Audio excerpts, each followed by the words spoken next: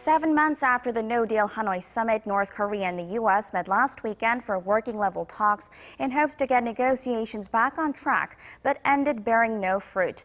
While the two sides saw eye to eye on the need to overcome hostilities as agreed during the first-ever Pyeongyang-Washington summit in Singapore last year, they are still far apart on how they will reach the goal of complete denuclearization.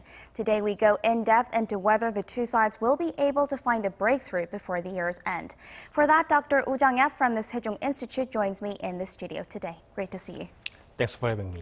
So the talks between the two sides lasted for about 8 hours, but they ended with no significant outcome. Now let's try to get a gist of how the talks went in Sweden. Now following the talks, North Korea's chief nuclear negotiator Kim Myong-gil has been using tough rhetoric, referring to the talks as sickening or saying that terrible incidents could happen from now on. What did you make of his remarks?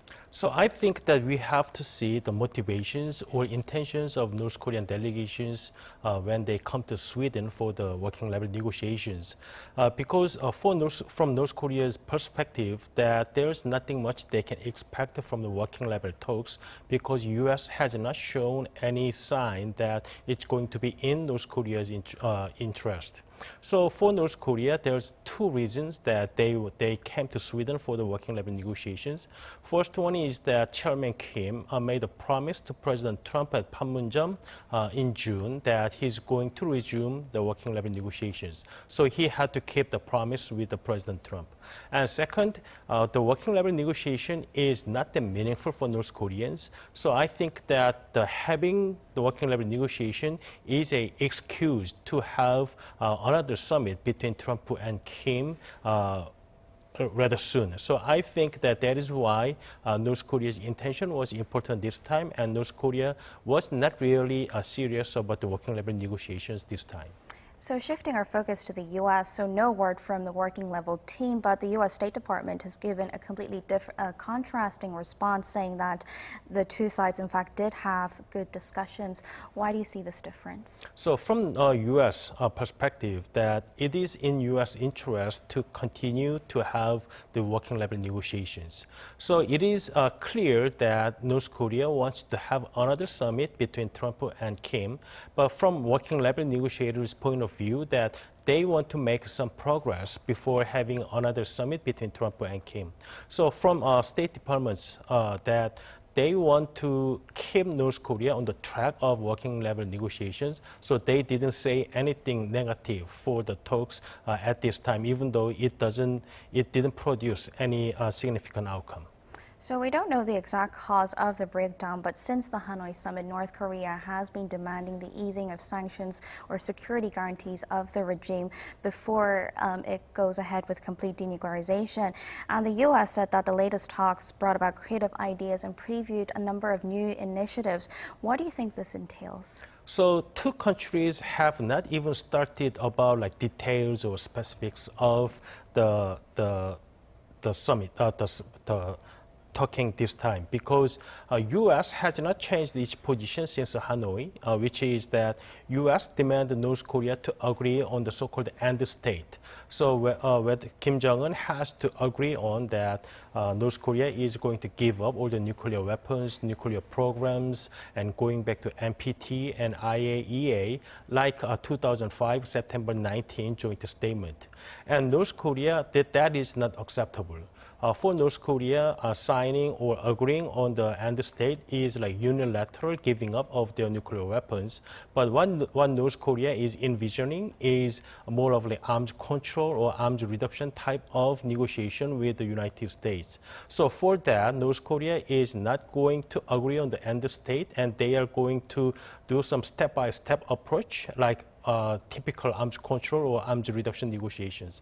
So these big differences has not found the middle ground yet. So I think working level negotiation can continue, but it's going to be very difficult for working level negotiations to produce any meaningful outcome. So we can say they basically reaffirm their differences again? Yeah. So I think that there's no element or no variables that can have impact on North Korea's decision or U.S. decision to change drastically. So I think that unless two leaders made like very drastic change in their approach, working level negotiations will be very difficult.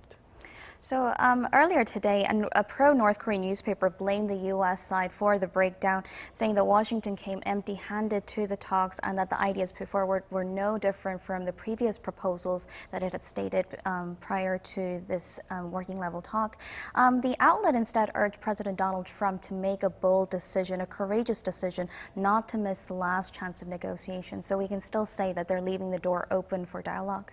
So I think that it is still in North Korea's interest to have a summit with President Trump. So they have never blamed President Trump, even though they criticize U.S.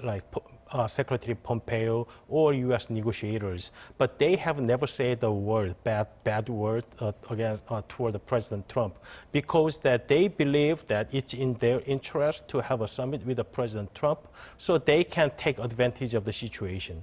So I think that North Korean negotiators and North Korean government believe that the domestic political situations facing President Trump will be working in their favor. So I think that they want to continue the dialogue, but only when they can have a summit. So probably I think that rather than having another working level negotiations, probably Chairman Kim probably would send another beautiful letter to President Trump. So we'll see if that actually happens. So what happens next is actually going to be very important, whether the momentum for the talks stay on the right track. And just before the working levels, North Korea tested a submarine-launched ballistic missile. Do you see further provocations now that the working level talks have broken down? So further provocations will be possible, but what kind of provocation is a more meaningful question. And I don't think that North Korea is go beyond like mid-range or intercontinental range missiles or nuclear tests, because Chairman Kim in the April said that he's going to wait until the end of this year. And Ambassador Kim Myong-gil, after the negotiation at the Sweden, that he also mentioned that they can wait until the end of this year. So until the end of this year, then they can continue some provocations, but it's not going to over the certain like red lines that U.S. might think that such as intercontinental ballistic missile test or nuclear test. So they are sending a signal that North Korea can do the summit with President Trump, but not interested in working level negotiations. So they urge President Trump to come back to the summit with Chairman Kim very soon. So Trump hasn't seemed to be too bothered by the short-range missile launches, and Trump hasn't given any particular response to the breakdown of the working level talks. And with elections coming up next year, there's speculation that he actually may want a diplomatic breakthrough with North Korea. How do you see the domestic political situation in the U.S. affecting their negotiations with North Korea? So President Trump might think of a North Korean case as one of the issues that can divert public attention from his domestic political situations. But the problem is that unless President Trump delivers a really big deal, such as he can take out North Korean missiles out of each country, and Kim Jong-un signs the whole comprehensive deal with the United States, any small deal can only cover like 12 hours in U.S. domestic news cycle. And it cannot divert forever from domestic political situation of the United States. So President Trump can use North Korean case to divert public's attention for a very short time period, but he does not need a deal to evade from the situation that he's now facing. So I think that President Trump can approach this issue very differently from the expectations that President Trump needs some kind of diplomatic performance to divert public attention from the impeachment or domestic politics. Shifting gears slightly, with the breakdown of these talks between North Korea and the U.S., there's focus is going again on the relationship between Pyongyang and Beijing. And there was growing speculation that North Korean leader Kim Jong-un could visit China to mark the 70 years of relationship between the two. But no particular movement has been detected as of yet. Do you think this will be an important factor to keep an eye on? I think that North Korea-China relations is important for North Korea to continue in the negotiation with a position of strength. Without economic help from China, then North Korea cannot sustain the current mode toward the United States. Because North Korea is now refusing to have any serious working level negotiations unless U.S. is going to bring some creative ideas or new method that North Korea is going to be satisfied. So North Korea needs something to have this kind of time. So for that, China's economic help is very important. So maybe this time Chairman Kim Jong-un is not going to visit China again because he already visited too many times. So I think that even though he's not going to visit, but the close relations between China and North Korea is very important for North Korean government. So they are going to show that China is actually backing North Korea, even though China is not explicitly violating the UN sanctions. When do you think we'll be able to see another round of talks? Swedish authorities have suggested within the next 2 weeks. Do you see any possible working level talks resuming in this time frame? So Swedish government brought this idea that after 2 weeks that they can convene in Sweden. So U.S. agreed to that idea, but North Korean government made a statement that they rejected that idea. And for North Korea, as we just discussed, that working level negotiation is not that meaningful unless U.S. changes its position very dramatically. So it is very unlikely that U.S. government is going to change its position against North Korea dramatically, which is that they are going to lift the sanctions, what North Korea has wanted so far. So I think that in 2 weeks, it's going to be very difficult for North Korea to come back to the negotiation because North Korea already mentions after the Sweden meeting that they are not interested in this kind of meeting. So I think that for the time being that it's very going to difficult resume the working level negotiations. So I think North Korea is urging President Trump to come back to the summit with North Korea. But it's without a doubt that both sides will not want to repeat the no-deal Hanoi summit whenever the two leaders do actually meet sometime. Do you see any drastic concessions coming along the way then?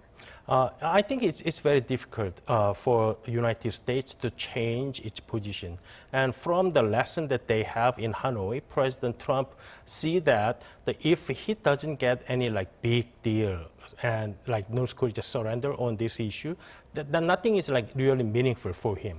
So any small deal, which is U.S. is going to lift up some sanctions in exchange for not verifiable or unilateral dismantlement of Yongbyon, is not really acceptable for him, and it's not really big political winning for him. So it's unlikely that U.S. is going to change its position, and for the time being, North Korea doesn't show any signal, any sign that North Korea is going to change its position. So I think that the talks between North Korea and the U.S. is going to be unlikely in the near future.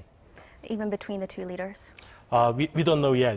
You never know what President Trump is going to think. And maybe that is why I believe that North Korea is going to send another letter to President Trump that because working level negotiations does not work out as two leaders think.